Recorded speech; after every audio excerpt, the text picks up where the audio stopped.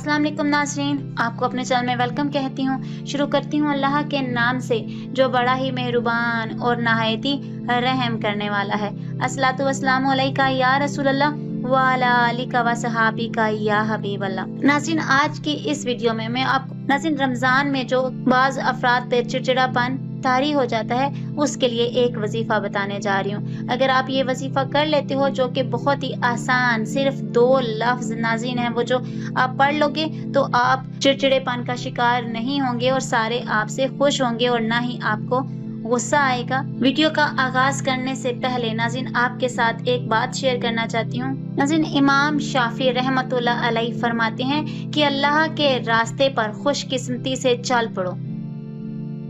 अल्लाह के रास्ते पर खुशकिस्मती से चल पड़े हो तो तेज भागो।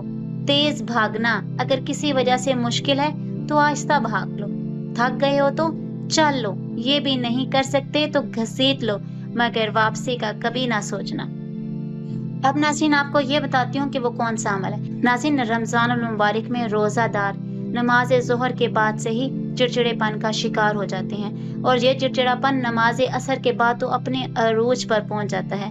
मुझे यकीन है हर घर में कोई ना कोई ऐसा जरूर होगा जिसको ज्यादा चिड़चिड़ापन आ जाता है या ज्यादा गुस्से में आ जाता है। हर किसी के घर में कोई ना कोई जरूर होता है जो रोजे के दौरान असर की नमाज के बाद चिड़चिड़ा हो जाता है। अगर किसी को बहुत ज्यादा गुस्सा आना शुरू हो जाए और वो चाहता हो कि उसको गुस्सा ना आए, चिड़चिड़ापन ना हो, दूसरे उससे परेशान ना हो, ताकि उसके रोजा कबूल होने में कोई रुकावट ना रहे, तो या अजीजु या वदूदु कसरत से पढ़े। जी हाँ नाज़रीन, या अजीजु या वदूदु को कसरत से पढ़े। इंशाअल्लाह अफ्तार में मशरूब का गिलास पीने तक उसको गुस्सा नहीं आएगा।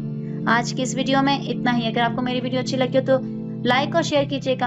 अगर मेरे चैनल पर नए हैं तो सब्सक्राइब कर लें, लेकिन को क्लिक कर लीजिएगा ताकि मेरी हर नई आने वाली वीडियो की अपडेट आप तक पहुंचती रहे। अपना बहुत सा ख्याल रखिएगा, मुझे अपनी दुआ में याद रखना मत भूलिएगा। मिलते हैं अगले वीडियो में, तब तक के लिए अल्लाह हाफिज।